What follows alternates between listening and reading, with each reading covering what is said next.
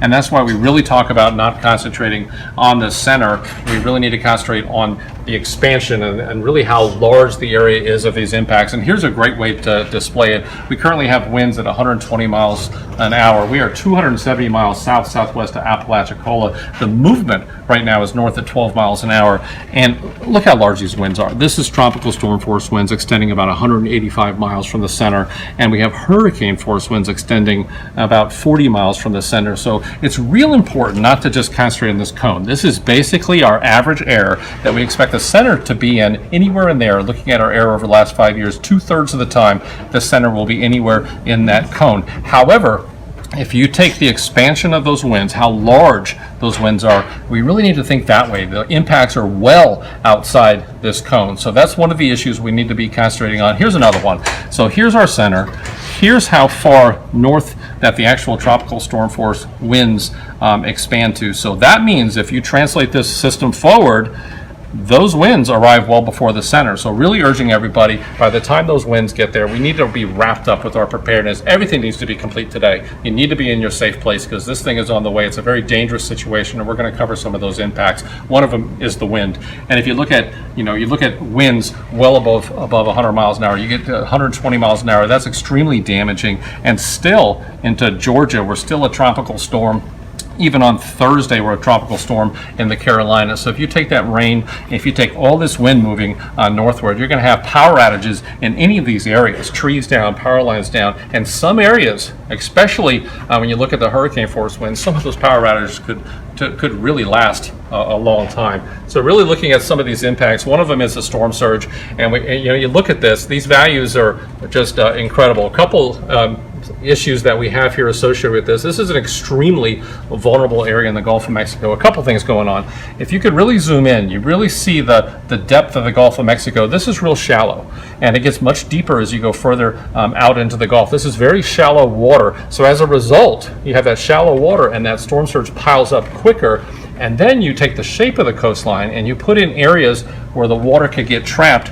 So the combination of the winds and the shallow, the shelf here in the Gulf of Mexico, plus these areas where the water gets trapped, that's why extremely dangerous storm surge associated with Hurricane Michael. And you can see 9 to 13 feet around Apalachicola, and then by the time you get over to Cedar Key, 6 to 9 feet, still incredibly dangerous. Crystal River, 4 to 6 feet. Destin over Panama City, 6 to 9 feet. This is, if you get into these areas, that's the potential inundation above ground, taking the high tides, taking that storm surge, piling both of those up and adding it up. That's the total depth above ground. It's not survivable. You have to be in a safe place. You have to listen to those local officials. If they tell you that you're vulnerable to this area and they tell you to evacuate, you have to listen. It's very important because this is extreme values of storm surge. And look out, we talk about how big this storm is. Over Pensacola, you can see 2 to 4 foot of storm surge, and all the way on the other side of this system, even the Tampa Bay metro area, you can see 2 to 4 feet. So some of your low-lying areas could see some of those values. I do want to back up a little bit and talk about that rain because the rainfall is going to be an issue too. So you look at this right along the center, and to the right side, you get some of your heavy rain bands. Potentially, the Weather Prediction Center does a great job putting these values together. 6 to 10 inches of rain. Some places could even get 12 inches of rain. And stretching into Georgia and the Carolinas, some areas, I'm getting some of those values, 4 to 6 inches, in some isolated areas to 6 to 10. That's a lot of rain. And you put that wind on top of it, that becomes a greater issue with some of those power outages. So those are some of the threats. And the one thing I do want to show too, this is really important. We've had a lot of questions about being on the right side versus the left side. Let me tell you, when you have a storm this strong, you're going to get surge along the system and of course to the right. But look, I want to take you to places around Panama City. So this is a question that we keep getting. There's like, well, we shouldn't have an issue over here, but 2 to 4 feet, if you have a system that's this strong, hurricane force winds, you could actually get storm surge in the opposite direction. You blow the wind out of the north and you could pile up some of the water in areas around Panama City, and that could pile up to 2 to 4 feet. So you have to look at it that way. There's different ways to look at the surge. So on both sides of the hurricane, you can get some of this storm surge. So the other thing we want to cover, this is real critical too. This is a point that we've really been trying to make over the last couple days. You think about storm surge, and of course you have the barrier islands, very dangerous place to be. You have to be off these islands, but the water goes right over those islands, continues to blow in like East Bay, and then look at every little tributary. Every one of those start filling up. By the way, the red is greater than 9 foot of storm surge. Extremely, extremely dangerous. Every one of those tributaries.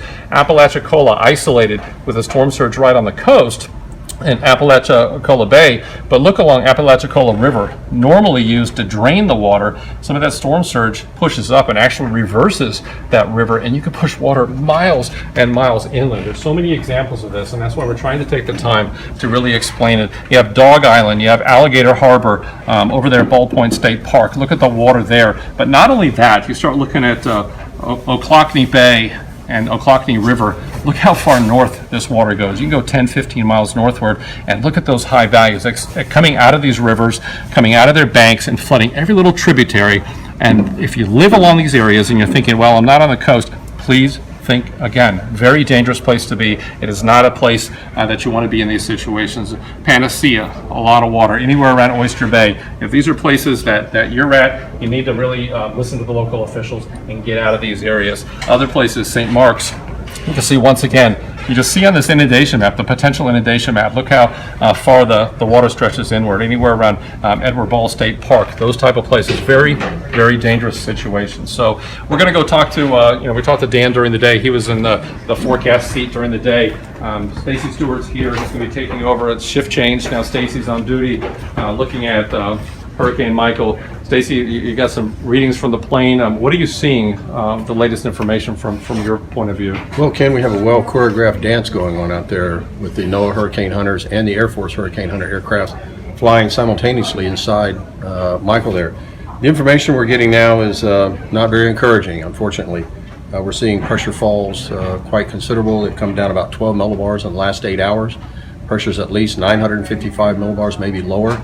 That's only about 7 or 8 millibars away from Category 4 hurricane strength. So if this continued trend persists overnight, people in the Florida Panhandle could wake up to possibly having a Category 4 hurricane on their doorstep.